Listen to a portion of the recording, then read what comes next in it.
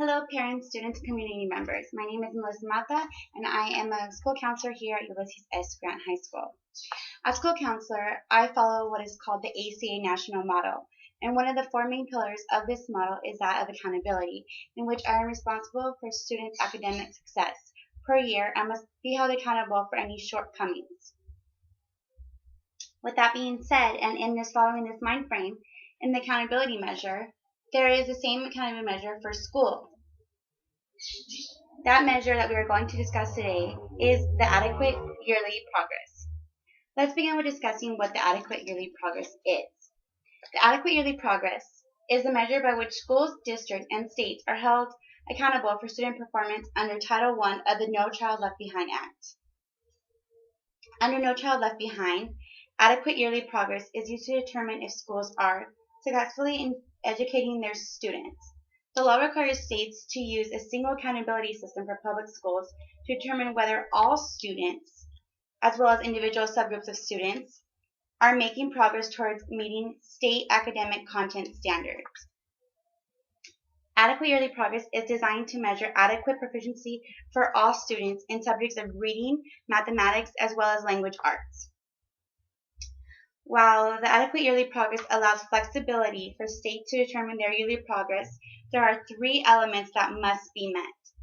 These elements are: state tests must be the primary factor in the state's measure of adequate yearly progress, but the use of at least one other academic indicator of school performance is required and additional indicators are permitted.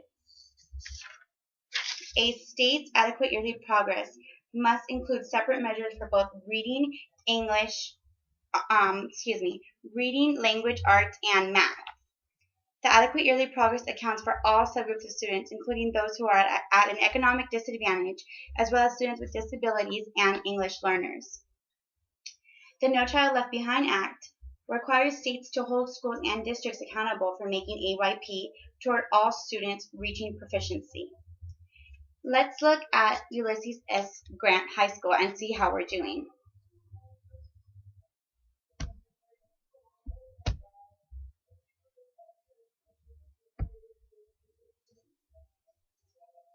As you see in this picture, this slide shows that Ulysses S. Grant High School is not performing to the adequate yearly progress standards of the state.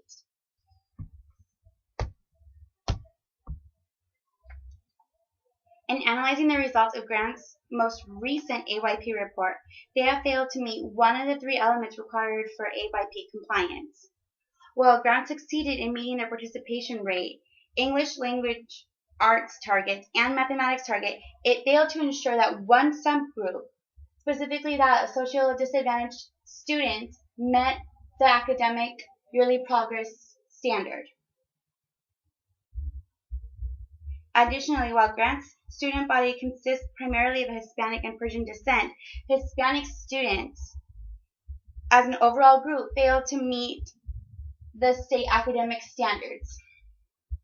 Reflecting back on previous AYP reports of Grant, though Grant has made strides in that English learners met their state content this year, however, in the past year, socioeconomic disadvantaged students met the state standards under Safe Harbor, and this is the most recent report. And in this most recent report for the year 2013-2014, they failed to do so.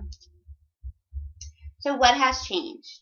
Analyzing the difference between the different report, the last report and the current one, we identified that socioeconomic disadvantaged students in previous years passed under Safe Harbor, and in this most recent report, they did not. In contrast, English learners met state standards in recent reports due to Safe Harbor, unlike in previous years. So, what is Safe Harbor? The school LEA or student group met in the criteria for Safe Harbor, which is an alternative method of measuring the percent proficient of a school. An LEA or student group shows progress in moving students from score at the below proficient level to the proficient level.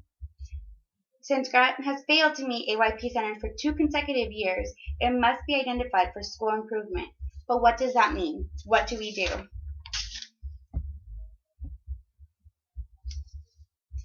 School improvement status consists of a series of interventions that become more extensive for each successive year that this school does not meet AYP, including school choice, as in it is our responsibility to inform you parents that Grant is not performing to their abilities in meeting their AYP standards, and you therefore have a choice of having your student enroll in a school that is performing more adequately. Secondly, supplemental services. Third will be corrective action. 4 is reconstructing planning, and 5, reconstructing implementation. It takes 2 consecutive years of not making AYP at the same subject, English or math, to enter school improvement status, and 2 consecutive years making AYP in that subject to be removed from school improvement status.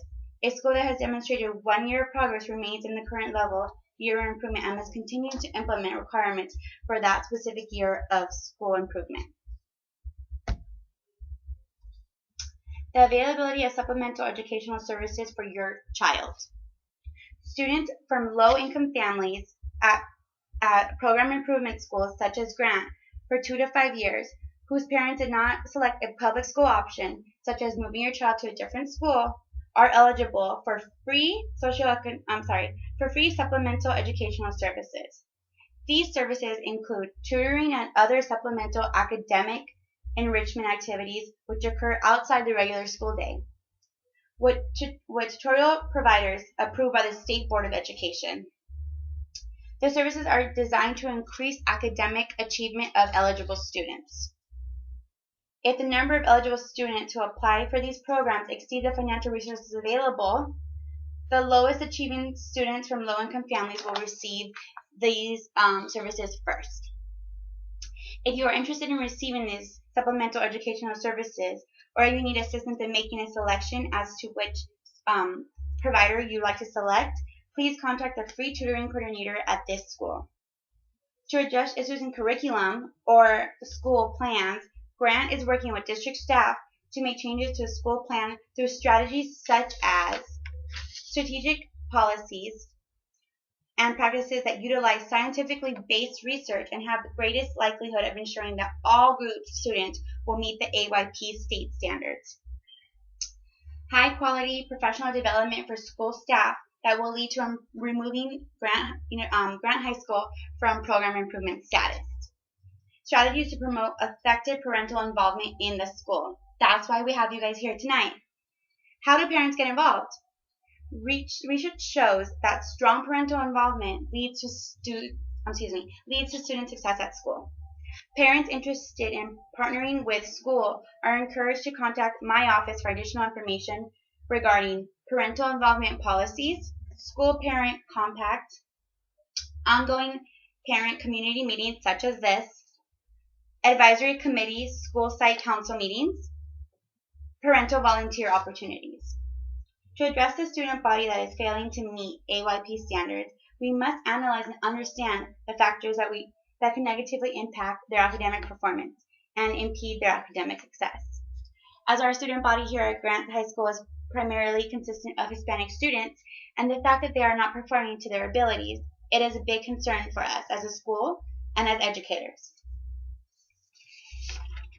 To provide extra assistance for students struggling to keep or understand the material being taught, Grant High School can take advantage of college students who are willing to provide their tutoring through programs such as AVID or after-school programs such as Beyond the Bell.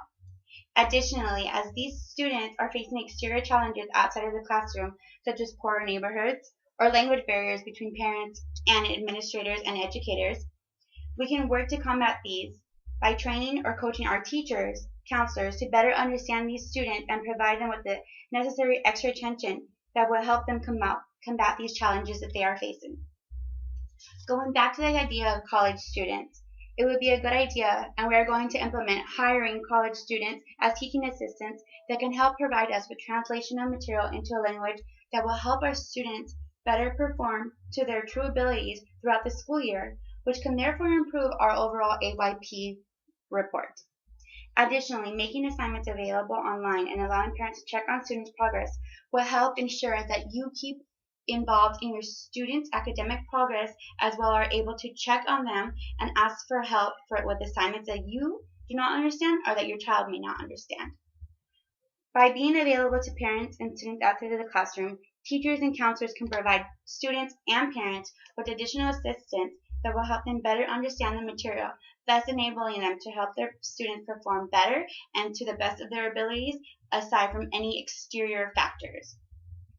By working together, teachers, parents, and students can help improve grants, adequate yearly progress reports, and remove us from the school improvement program. If you have any questions, I'm available in my office at any hour, during school and after school, or by appointment. Thank you for joining us tonight.